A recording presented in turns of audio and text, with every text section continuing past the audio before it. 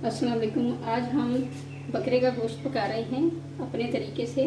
तो इसके लिए हमने ये तकरीबन 1.5 किलो बकरे का गोश्त ले लिया है और एक बड़े साइज़ का प्याज हमने काट लिया है और हमने 2 टमाटर लिए हैं और 1 चम्मच हमने अदरक लहसुन का पेस्ट लिया है। इसके अंदर डालने के लिए हमने 2 हरी मिर्चें और ये अदरक हमने इस तरह से कुतर के ले लिया है। थोड़ा सा हमने इसमें डालने के लिए साबुत गरम मसाला लिया है। इसके लिए हम इसमें मसाले डालने के लिए हमने नमक हस्बे जायका और अपनी ज़रूरत के मुताबिक हमने धनिया, सुरख मिर्च पाउडर और हल्दी इसमें ली है। और ये तकरीबन हाफ़ कप हमने ना दही ले लिया है। इसको हम फेंट कर इसमें शामिल करेंगे।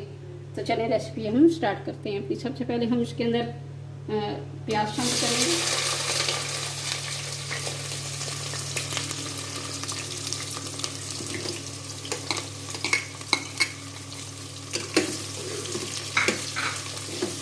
देर हम इसको फ्राई करेंगे, कलर थोड़ा सा गुलाबी हो जाए तब तक।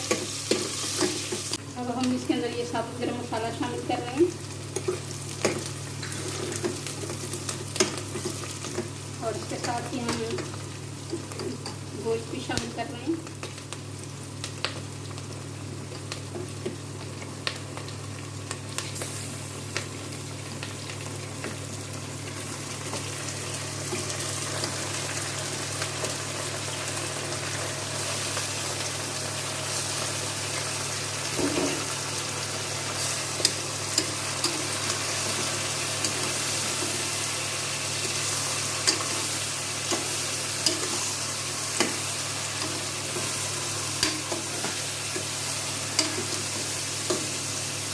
इसका कलर चेंज होने तक हम इसको फ्राई करेंगे।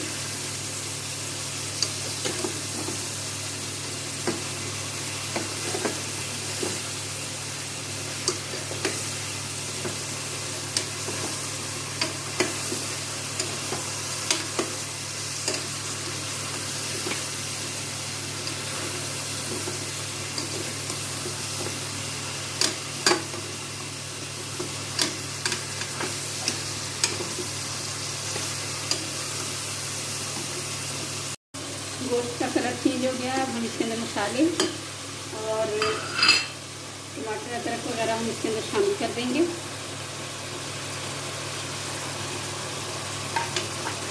और इसके साथ ही हम ये पानी भी शामिल कर देंगे। जी, इसको गोश्त को हमने फ्राई करने के बाद तमाम मसाला डाल के हमने इसके अंदर पानी डाल दिया है। अब मैं इसको ढक्कन से इसको बंद कर रही हूँ, तो गोश्त के करने के बाद बताऊंगी आपको। मटन हमारा गल के तैयार हो गया है। अब इसका पानी थोड़ा सा ड्राई हो जाएगा तो फिर मैं इसके अंदर दही डालूंगी। इसको गलाने में प्रेशर कुकर के अंदर हमें तकरीबन 20 मिनट लगे हैं। 20 मिनट में ये गल के तैयार हो गया।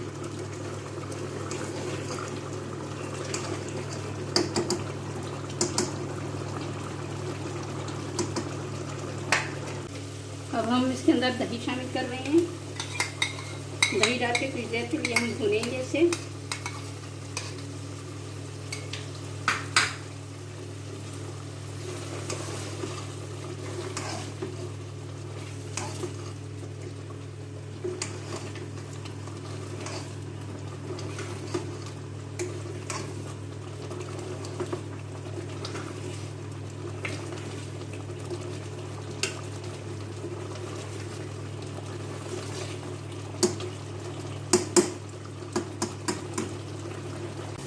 मटन हमारा जो है ये भून चुका है और देखिए इसमें किनारों पे इसने ऑयल भी छोड़ दिया है। अब हम इसमें हल्का सा शोरबा लगाएंगे।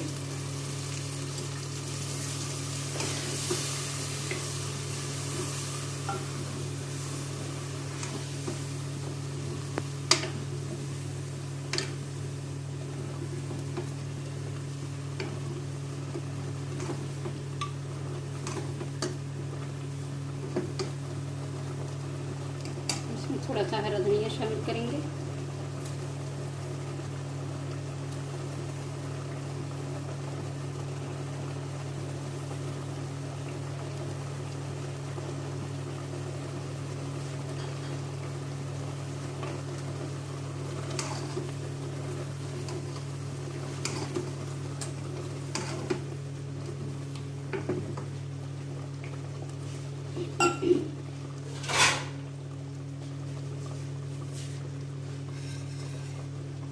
मटन हमारा पक के तैयार हो गया है। थोड़ी देर के बाद जब ये ठंडा होगा तो इसमें से ऑयल और ज़्यादा ऑयल नज़र आने लग जाएगा।